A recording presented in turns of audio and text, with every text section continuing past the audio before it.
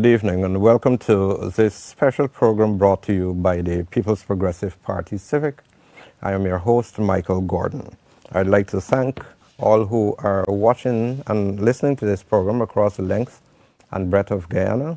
Welcome, welcome, welcome, and happy arrival day to you all. I'm joined tonight again by a guest who I consider to be very special, Mr. Raymon Cummings, a colleague broadcaster and reverend and so many other things extraordinary. Raymond, I'd like to welcome you to tonight's program. Thank you, Michael, and it's good to be here with you tonight. And a I'd happy like to, arrival day to all. yes, I'd like to first extend again happy arrival day to all of Guyana. Today is a significant day, in my own view, in the very rich history, the rich cultural fabric of the Cooperative Republic of Guyana. One would recall our forced indentured laborers coming to these shores on May 5, 1838, as far as history can recollect. 1838, sorry, on May 5th, 1838. And it is a significant day, Raymond, because it is a representation of the arrival of peoples who eventually became integral and formed a very important parts of the social fabric of this country. And one cannot help but deny the contributions made by those peoples, and I am very careful to use the word peoples, because they've made significant contributions to the development of this country economically, socially, religiously, and otherwise. So I'd like to express my gratitude and appreciation for all those who went before us, our foreparents. Uh, this is by no means a formal statement on behalf of the People's Progressive Party. This is my own personal view. However, I have no doubt that the People's Progressive Party feels warmly and appreciative, as I do tonight, for those who came before us on this day in 1838. Raymond? Yes, Michael, it's always good to reflect on the contributions of the different peoples that came and contributed to our nation. We must recall also that it was not only those people who came on May 5, 1838, the first set that came on May 5, 1838, that came as indentured servants. And today's holiday is set aside to remember all the peoples who came as indentured servants. You had the Chinese who arrived on January 12th, a few years before, and you had the Portuguese that started arriving rather. The first set arrived on January 12th, and the first Portuguese arrived on May 3rd. And we also had some Africans who came after slavery as indentured servants. And the first set, they arrived on May 24. And that was a few years after the East Indians came. So we must remember that it's a representation of all of our people who came as indentured servants, who came on ships from different parts of the world to be here and join in this whole kaleidoscope that we call Guyana. And throughout the years, the 100+ years that we have all been here, uh, no matter how we came, some Africans came by force, they were forced to come here. The Europeans came as conquerors. The Our Amerindian brothers and sisters, they came long before, looking for land and looking for food and looking for places to settle and live. And the East Indians, they came as indentured servants. But we all came here, and we are all here now. The thing is, how do we look at the contributions that each group of people who came the contributions they've made, the the different cultures they brought with them, and how do we create this whole unique culture that we call Guyana and Guyanese. The celebration of Arrival Day, if I recall, because I remember when the talk started, I was with the Ministry of Culture. It was set aside to remember all of these different peoples who came. Of course, May 5 was chosen because that is the day when the largest group of indentured servants arrived in Guyana. The largest group that came as indentured servants arrived in Guyana. But the whole idea of the celebration is to celebrate all the peoples who came and their contributions to Guyana, and to let us understand that we have a rich heritage, we now share a common space, and how do we now forge this identity that we call Guyanese? Thank you, Raymond, and I believe you put it well. I could not have put it better, especially with your reference to this kaleidoscope referred to as or called Guyana, named Guyana. Raymond, much of what you said, if not all of what you've said, uh, are significant contributing factors to the Guyana that we see today. We have come from the peoples of this country have come from different walks of life, and as such, we are in some way, shape, or form different. But very powerful is the motto of this country: one people, one nation, one destiny. And certainly it is one nation. We are one people as Guyanese, and you cannot argue the fact that we certainly hold to and work toward one destiny. So it's beyond debate. However, notwithstanding that, there are those who, even in this 21st century, at times you're taken aback that there are those who seek to continue to want to use the division of our people for their own personal gain. And it is saddened, too, that this is more so done by some parts of the body politic to ensure you keep your constituencies in check, your constituency in check. And I believe it's something, and I believe it's fortuitous that we're having this discussion on this day, Raymond, because I believe those who that are guilty, or those guilty of such actions, should be called out, and there could be no better occasion to call them out on these things. We would have seen a diminished, and I would want to use the word, Raymond, a diluted political opposition who does not and cannot offer much to the national debate as it relates to the development of this country. Notwithstanding the fact that a year ago you held on to government, but you are the immediate past administration of this country. And to saddening, even more saddening, is the fact that you cannot add constructive content to the national debate about Guyana's development. And I want to reference a comment made by His Excellency President Dr. Irfan Ali at his most recent press conference, when a specific question was asked of him as it relates to dialogue and meeting with the political opposition in the interest of the country. And he used an excerpt from an extract from a comment made by now leader of the opposition, Joe Harman. And he asked the question, and it's a very logical and very valuable question. Does this sound like someone who wants to work together with anyone for the development of this country.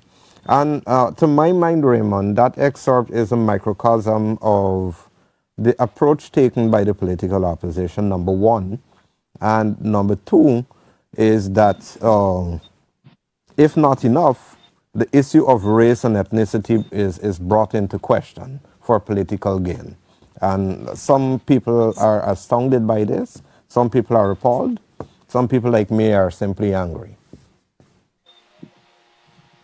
Michael, if I'm to comment on what you said, one of the things we have to remember is that the peoples who came, you said, came from different walks of life, but they all came here looking for one thing, for a better life, wherever they were. As I said earlier, the Europeans who came, they came to expand their productive sector, to see what they can get. Some came to bring religion, yes, but they came looking for something more than they had wherever they were.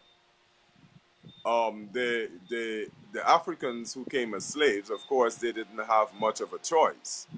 But when you look at the indentured servants and what happened there, they were lured here with the hope of getting a better life, with a promise of development. If you remember what was happening across the world at that time, there was expansion in populations in the various countries. Jobs were hard to get. Some people were literally starving in some of those countries, and therefore the mere thought of going to a different place where you can, start a new life, you can make some money, you can come back and make something for your children and your family was a good idea. So they all came looking for a better life. What we have, but there was another thing about the arrival of the indentured servants. Remember, after slavery, the colonial masters had to depend on the same persons who were freed slaves now to work, and they had to pay them a salary. And it was something that they did not want to get into because, of course, they had this labor free.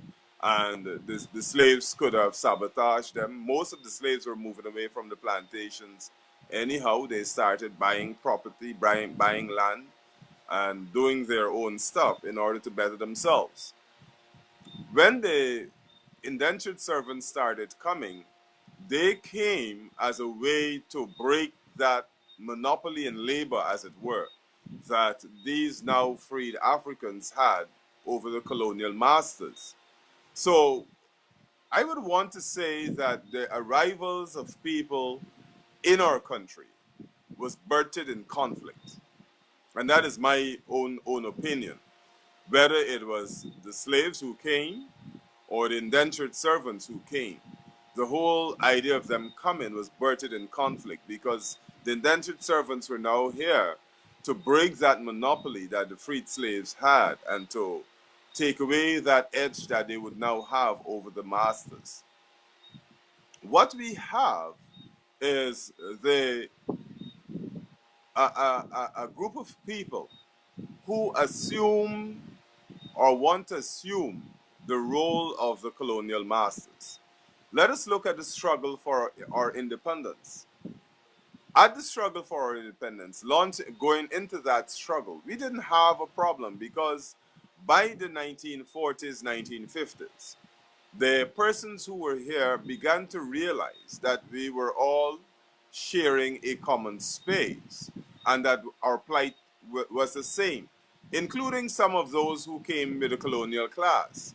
And that for us to develop as a people and for us to enjoy the best quality of life possible, that we had to come together. So when the independence movement started, those persons who came as indentured servants and the freed slaves, they were working together because they understood that they had to get to a place where they either work together and do something better for themselves, or they remain divided and they'll always remain in the position they were. So up to the independence struggle, there was no problem or very little ethnic conflict to the stage where we're at today. When the colonial masters realized that a united people, as different as we were, as diverse as we were, that a united people was going to pose a problem for them and was going to hurt them economically because they will no longer be in control of all the different wheels of industry and more importantly of labor. And remember, this is coming on the backdrop of the labor movement that was started in the early 1900s. So you had now a growing labor movement that was being recognized in Guyana, in the Caribbean, and around the world. And then you had these sets of people who were now united and working and saying, look, we need our independence. We need to be on our own. So at the struggle, in that struggle in the 1950s, after that first election in 1953 and the suspension of the constitution, the same colonial masters decided, look, we're gonna give you independence, but we're gonna give you it in a way that we can control things. And who were the people they used? It's the ancestors of these same persons who are today working continuously to divide this country. And Michael, sometimes it pains me because I wonder if they and their followers recognize what they're doing to this land. If they recognize how they are still being used, if not directly, indirectly, by their own greed, by the colonial masters, and by those who seek to benefit from that what we have here, our resources, how they're being used for their people, for other people, and for the development of other people instead of being used for the development of us. When it comes to dialogue, we ask ourselves, what do we talk about? What is it we're going to be discussing? Are we going to be discussing your idea of what you see the group of people that you represent want? Or are we going to have a dialogue to discuss what is best for Guyana? And I think that that has always been the debate. That has always been the point of variance between the PPP and the PNC. What are we talking about? Are we talking about the development of Guyana for all Guyanese? Or are we talking about the development of a group of people within this space that we call Guyana? And if you look at what has happened in the last 5 years, you will begin to understand the philosophy of the PNC as against the philosophy of the PPP that has caused the continued demise of that small political force that is getting even smaller. When you look at what they did, not only to the country as a whole, to the body politic of Guyana, to some of their own supporters, to Guyana on the international scene. Recall, Michael, last year, this time, we were on the same page and on different media fora, and we were talking about the continual assault of this same group of people. It wasn't a year ago. A year has not passed.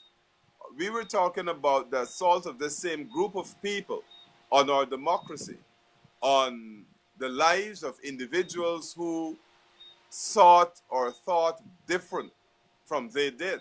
And they were comfortable with holding on to power.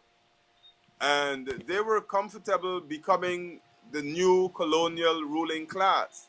Look at the things that they did and the way that they lived, the way that they used the resources that was available in our country for all Guyanese, the way that they took the resources for themselves and how they managed it. And you begin to understand that what they saw themselves as is as a replacement of the colonial class. The same thing happened after Raymond, the 1964 elections. An elite group of politicians came to power and they replaced the colonial masters and they treated the entire nation as subservient to the political class. Even the absolutely. businessmen were treated the same way. Absolutely. One of the points, before I make my point, however, I want to refer to a comment. It may seem very simple, but I believe it's very important in the minds of the masses. And Sunan Sigoben says he's watching, and I'd like to welcome you to tonight's program, Mr. Sigoben. Sunan Sigoben says we should all Guyanese, reflect on this auspicious day and respect the fact that all of us, all, second time he's using the word all of us in respect of our ethnicities work to develop our country. It seems very simple, but it's a very powerful little comment made by Mr. Sigoben, and I thank you for this, Mr. Sigoben. But Raymond, you made a very important point. And a couple of things. The PNC, the People's National Congress reform, was birthed out of a movement that pursued and sought ethnic division. Make no mistake about it. The colonial masses, as you rightly said, thought that we cannot control these people if they're together, so let's encourage some young ambitious leader to break ranks from the movement, which started as a political affairs committee, to break ranks and to form a different political movement, and we will pit one against the other. And that is how the PNC PPP rivalry started. The PPP was brought in as the sole multiracial, and it continues to be the sole multiracial. It was birthed as a sole multiracial political movement in the push for independence in this country. And the political masses found it necessary to encourage one young Lyndon Forbes Sampson Barnum to break ranks and form the PNC. So make no mistake about it. The PNC was birthed in a quest for division, social and ethnic division in this country. I further say that the hierarchy of the PNC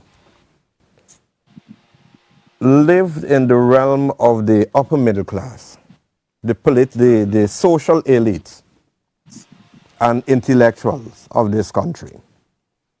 And one of the reasons, and I always ponder on this point, Raymond, our beloved General Secretary, Dr. Barra Jagdeo, who we love so dearly, make no mistake about it, and who I continue to say, who is loved across the length and breadth of this country so dearly, and who Mr. Harmon and I've said this before, Mr. Harmon and Mr. Granger combined cannot be that much loved in Linden. Combined. Yeah. It irked the upper middle class elites of the PNC to see a young gentleman by the name of Barra Jagdeo, so loved by most of the people of this country. A young gentleman from humble beginnings, from Mahaica. He didn't come from the elitist Meadowbrook or Durban Backlands, as was or Bel Air Gardens, or as was the elite neighborhoods of that day. Young boy, humble boy from Mahaica. How dare he enter the hearts of ordinary Guyanese with such loving kindness and appreciation? That flies in the face of our philosophy as the upper middle class elites of this country. How dare he? He didn't even go to, and this this is not a snide remark on all those who have gone before us He and didn't attend attended. QC, man. Here's the He thing, Michael. I'm trying to be diplomatic. I'm trying to be diplomatic. He didn't attend the elitist schools of this country. But yet, none of you, none of you can be loved as much as he is. And you know what's heartening, Raymond? The emergence of one young Dr. Muhammad Irfan Ali as a highly loved and respected statesman in this country and across the Caribbean.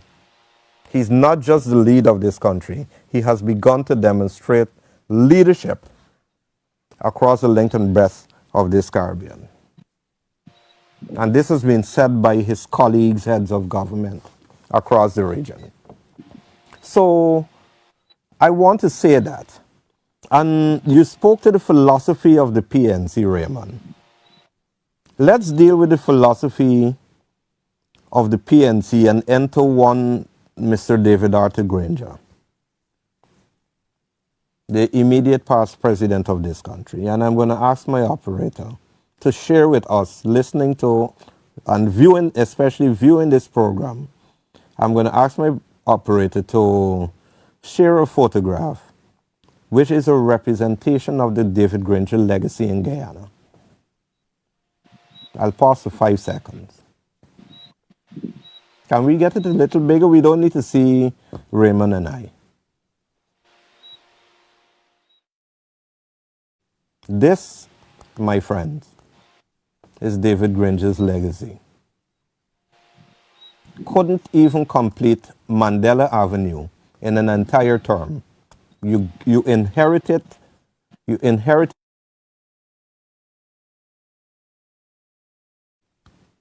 This is your legacy. Thanks, operator. Raymond, your views on this. you, I live not too far from there, so I see it every day, and I smile. But remember that if we talk about the philosophy and the legacy of these two political forces, remember the People's Progressive Party, or if you look at the history of the political movement in Guyana, we started with the labor movement, which was led by a great son of Guyana, a great son of the Caribbean, Hubert Nathaniel Critchlow. We celebrated the Labor Day just a few days ago, and of course, we all remembered the work and the contributions of Hubert Nathaniel Critchlow. Who was Hubert Nathaniel Critchlow? A man of humble beginnings, working class Guyanese. From the from the labor movement, we had the formation of the Political Affairs Committee, the PAC. Who were the leaders of the PAC? Yes, many of them were educated, but they were the children of the common rural Guyanese folk, working class parents who grew up in a working class home, in a working class environment, and understood the struggles. They would have watched their parents struggle daily to put food on the table and struggle with poor wages and so on. These were the people who formed the Political Affairs Committee. Coming out of that Political Affairs Committee, the political force, the major political force, the political force has always been the major political force in Guyana from the formation of formalized politics by Guyanese. The People's Progressive Party was formed. Again, working class people, working class parents, educated, but educated on the backs and the struggles of the working class parents, rural folk who understood what the masses of Guyana, what the masses of people who were living in this common space that we call Guyana were going through. Then in came the colonial masters in 1953 following the suspension of the Constitution. and the formation by the next election of the People's National Congress, or at that time it was the other force, the other part, the split of the PPP, led by Forbes Burnham. Who was Forbes Burnham? A middle-class Guyanese, father and educator, grew up in urban Guyana, and most of the persons who split from the PPP led by Chedi Jagan and went to the other PPP led by Forbes Burnham, they were of that level where their parents were middle class Guyanese who were, most of them, their parents were teachers and so on. And they lived a different life from the Chedi Jagans and those people, the Brindley Benz and them. So they felt in their own mind that these, and I put it in our own colloquial terms, not being derogatory to anyone, but these country boys can come down to town and tell us how to do things. And that has been the philosophy of the PNC from day one. Fast forward to, uh, let's go to 2011 and forward. The whole selection of the David Arthur Granger as the presidential candidate. And if you listen to the campaign, the whole selection of David Arthur Granger was based on him being this urban middle class, upper middle class, black Christian Guyanese who was coming to lead the nation to whatever, I don't know, whatever promise they had. 2015, the same thing. Who is Mohamed Irfan Ali? We don't even know this little boy. We don't know where he come from. He come from Iflat. He parents from some small island in the Essequibo. What are we talking about? How could this man who come from nowhere decide that he want to challenge David Arthur Granger? You can't challenge him. He's a upper middle class black Christian Guyanese. You're a rural country boy. Where are you coming from with this thing? And that was their attitude. That is why they could not believe when the campaign started rolling out that the popularity that the campaign run by Dr. Barrett Jagdeo was picking up so much of pace. The love and the respect, and don't forget that, the respect that many Guyanese, even those who do not support the PPP, the respect that they have for Barrett Jagdeo and that they're gaining for Mohamed Irfan Ali as more and more he emerged to be what we in the PVP and we who know him to be, a man who is solid and understands what he's gotten into and willing to lead us. So where are these people coming from? Why are the people responding to them like that? And if we don't support them, why are these people supporting them? That is why they were so shocked at their defeat. And they decided that they're going to do whatever it takes. Because they still are caught in that mentality, that philosophy, that if we give pomp and ceremony, the people will love us. Look at that legacy that you just showed. They came to power and they decided, look, we're going to build a museum park, and what do you call it? I think he A referred to it circus as park. the largest stadium in the Caribbean. Yeah, I mean, this is such a joke. We're going to build a place where we can create enough entertainment for the Guyanese people so that they will see us for who we are. Let's, and Michael, and especially for our listeners who do not grasp what I'm talking about, the elitist mentality of the PNC. Go to Durban Park. Look at the facility that was installed for the elites. And your cameraman, whenever you're talking about this, should show both.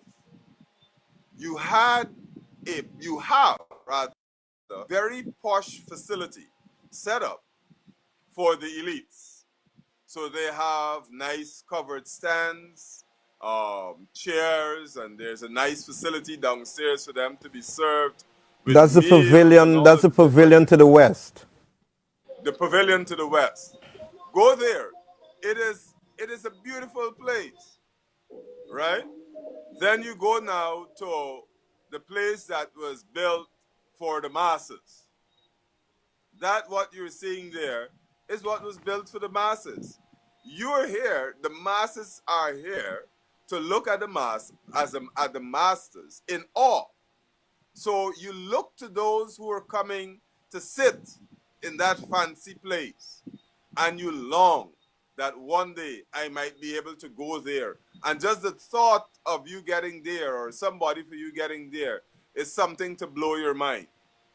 Look at the Providence Stadium. That's all I'll say. Indeed, indeed. And in my own view, and I could only express my own view, I, I am saddened by a number of things that happened in our society. And you mentioned something a short while ago, and you reflected on the struggles you and I and thousands, hundreds, tens of thousands of Guyanese have had a year ago, attempting to sustain and ensure that our democracy is respected and to ensure that our democracy is secure and to ensure a secure future for our children and their children. 1 year ago, Raymond, and we tend to forget easily, and I believe, and I've said on previous programs before, we tend to forget easily. But the attempts by the PNC 1 year ago to ignore, thwart the will of the people, to bully Guyana into accepting them back into another term after being dismal failures in their solitary term in a very, very long time to come. It must not be forgotten. And those of us who have the wherewithal in terms of the fora to talk about this, it is our responsibility. It is our social responsibility. It is our duty, Raymond, to remind Guyana and the world of the atrocities of the PNC 1 year ago. And those atrocities were also meted out to the supporters of the PNC. Even those polling agents who worked for the PNC were abused and insulted and embarrassed and demoralized. We cannot forget. We must not forget. We must not forget. Michael, if I'm to say something, we got to Before you go, Raymond, and one must remember, I'm struggling to remember the name, but the term sanctimonious gangster became a very popular sanctimonious term. gangster. It became a very popular term.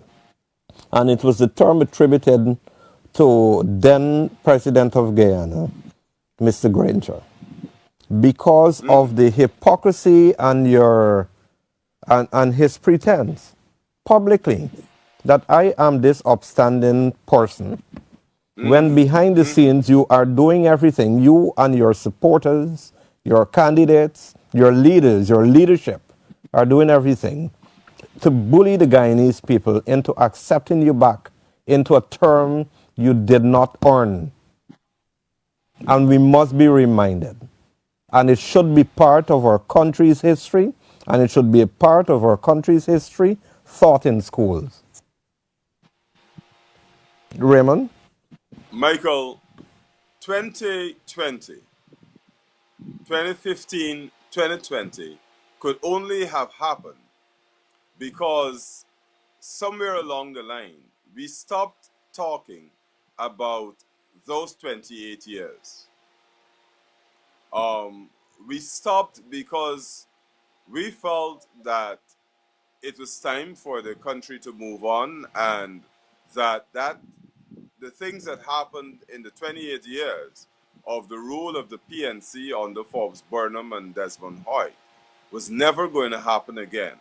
That even the people in the PNC would have recognized the damage that Desmond Hoyt and Forbes Burnham had done to this country and the politics of this country. And therefore, they were not going to go back there.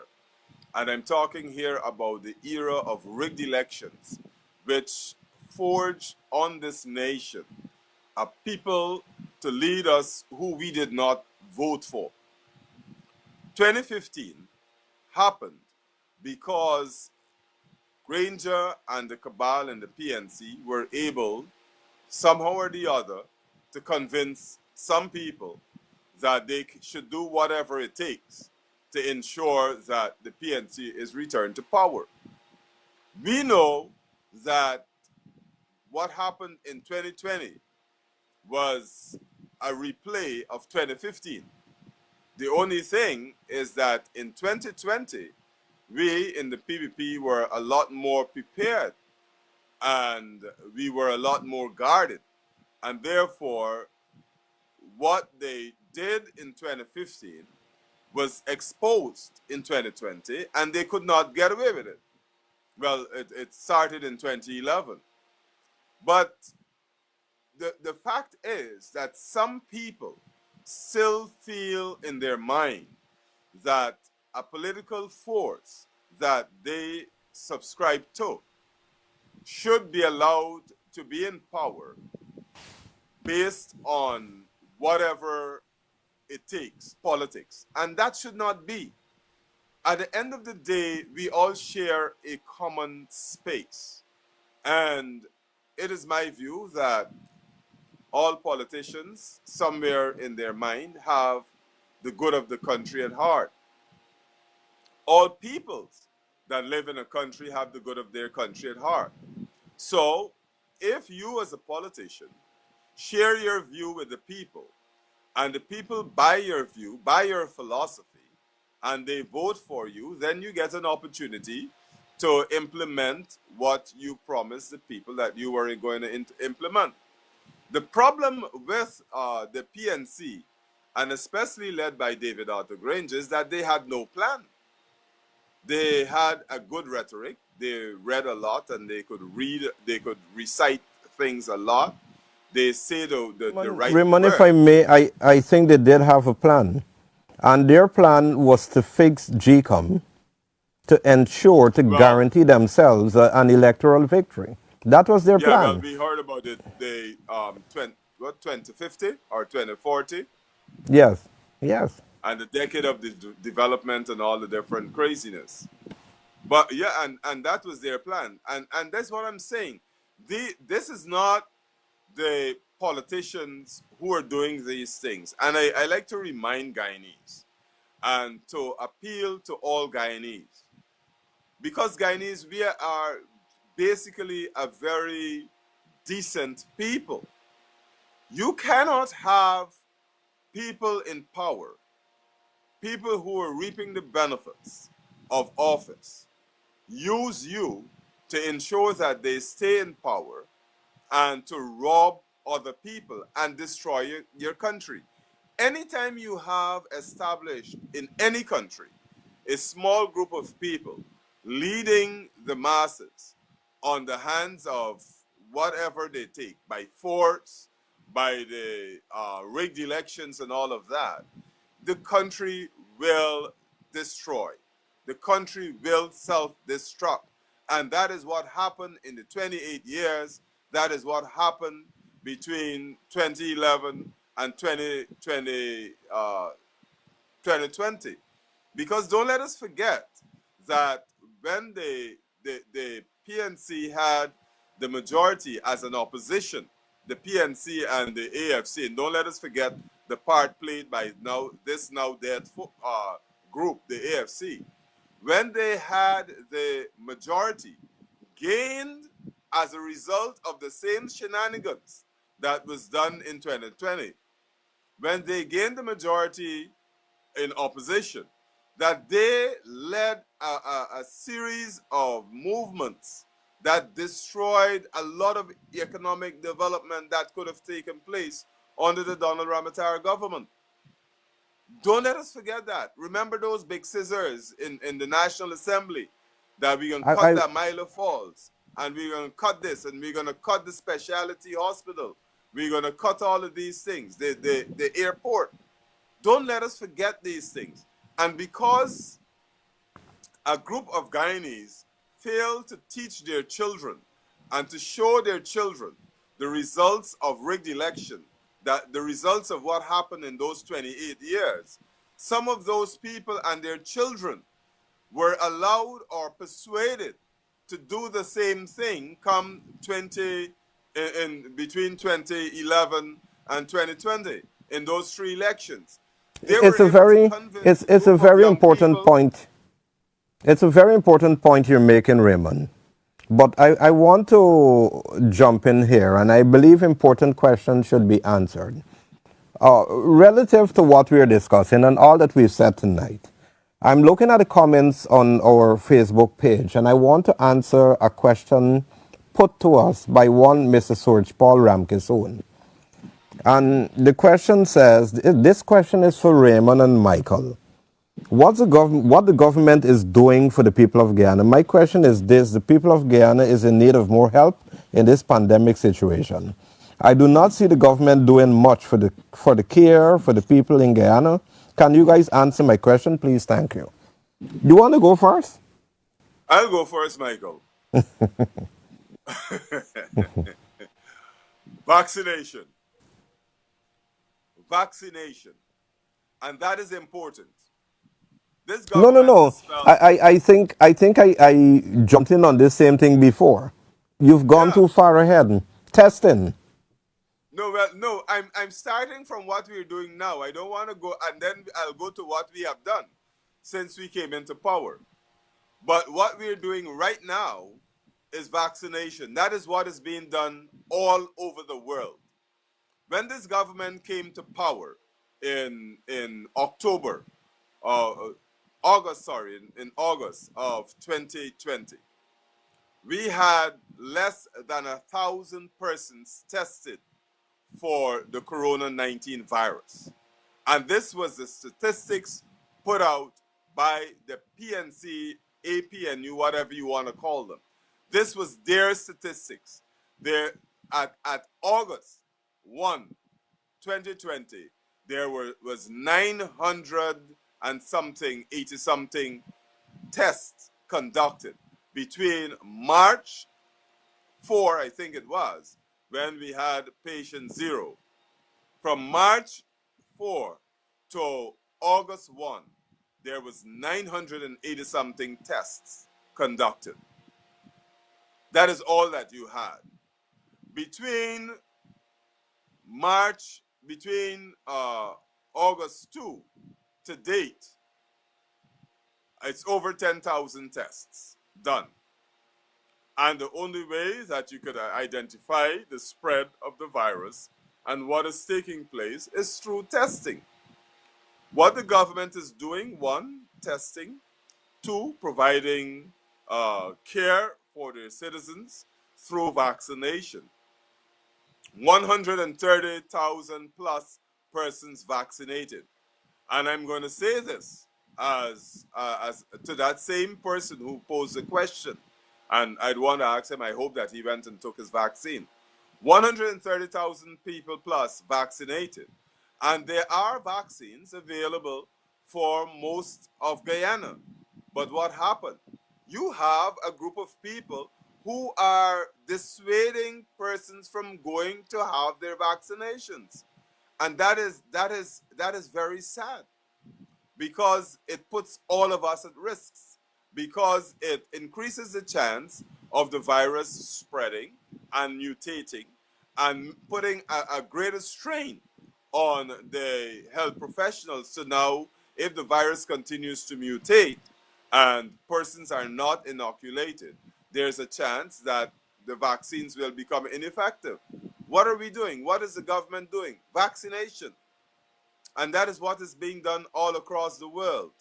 We had a facility built, yes, and of course it wasn't equipped. The government, one of the first things they did is to get the facility equipped and ready to deal with COVID-19 care, and that is what is ongoing there. You talk about, and most persons are talking about a lockdown. Let us do a lockdown. If we do a lockdown, COVID will go away. Well, I don't know that COVID will go away in a lockdown.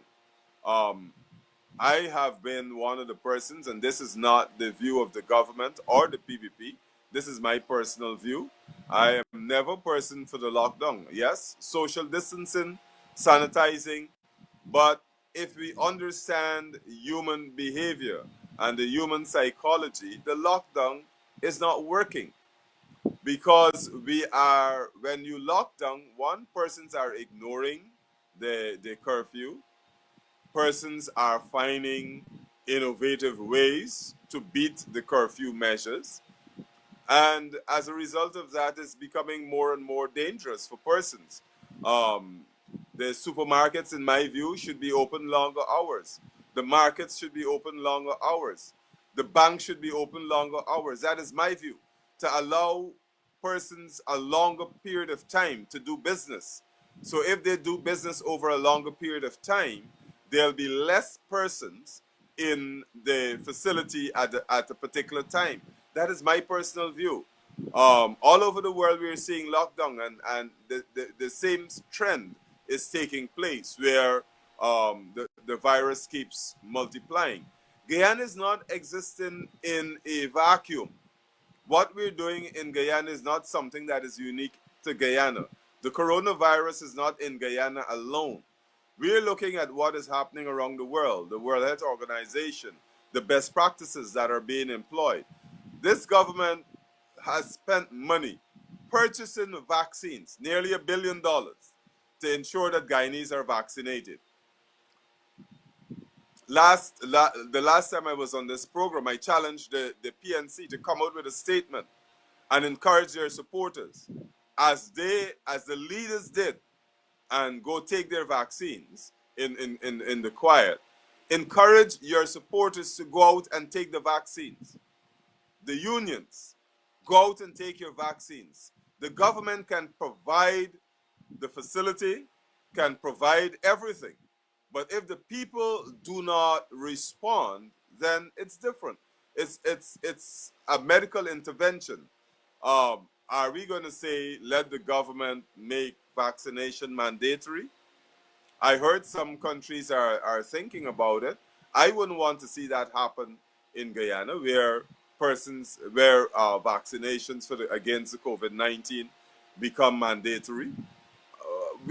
These are medical interventions, and our people are educated enough. What we need is leaders in the different spheres of society, or religious leaders, or political leaders, or union leaders, or business leaders, to insist that persons, and do all that they in their power, to encourage persons to go out and get vaccination. What the government is doing, the government has provided the facilities necessary, the framework that is needed to ensure that all Guyanese are protected against the COVID virus. So they have made the vaccinations available, and at the same time, they're ensuring that people continue to live and people continue to be able to put food on the table, which is important. Ensure that the economy continues to function in this pandemic. So what the government is doing is what we have elected the government to do, to look after us, to care for us.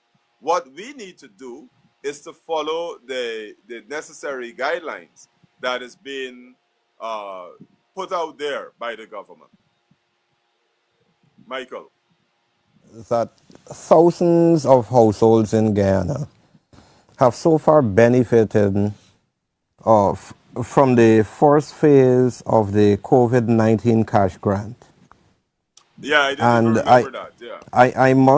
I must say too that the second phase of the cash grant has already started, and thousands of Guyanese continue to benefit. Those who filled their pink forms are now benefiting, as was committed by the Dr. Irfan Ali administration.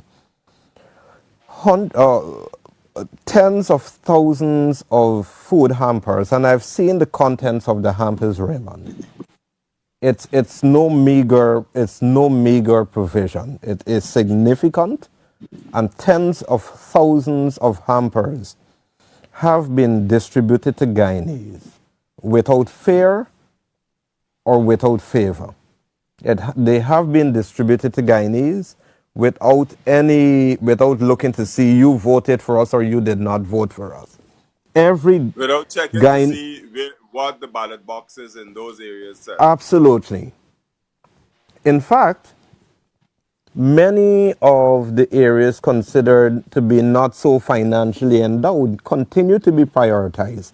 They continue to receive COVID cash grants. They continue to receive thousands of food hampers, government food hampers, through the Civil Defense Commission. I believe Prime Minister Mark Phillips and his team at the COVID-19 Task Force Secretariat. They're doing an excellent job, and I'd like to thank the Honorable Prime Minister for the leadership he has been given to this process, and the leadership, the president, and also the vice president and the government in its entirety have been bringing to the fore. This is notwithstanding, Raymond, there has also been distributions of nutritional supplements to Guyanese. Guyanese have come in to benefit from many forms of relief. And private organizations and non-governmental organizations have also been encouraged during this period and encourage in tangible ways to come on board to assist with the distribution of hampers that they may have put together themselves, in addition to what has been put together by the Civil Defense Commission. So there is an approach from the standpoint of care. There is an approach from the standpoint of prevention. The COVID task force has been very bullish recently on the whole notion of enforcement and ensuring that illegal gatherings and unnecessary gatherings in breach of COVID-19 guidelines do not occur. The task force has been very vocal and active in ensuring that Guyanese mask up. Not only there are now enforcement rules and penalties for not wearing masks in public, and there are also mass distribution of masks. And the People's Progressive Party, mind you, have been distributing masks. The People's Progressive Party in opposition, while in opposition, distributed more masks to the Guyanese people that the David Granger administration did since the COVID-19 came into being. So there is a vast amount of initiatives that have been undertaken in the interest of the Guyanese people. The onus now is on every individual, Raymond. And I'm saying this in closing, I'll take a 60-second closing comment from you. Every individual Guyanese, the onus is now on you to protect yourselves, your family, your neighborhood, and this country by doing the responsible thing. Raymond? Thank you, Michael. And I want to close where I started. We all came here under different circumstances.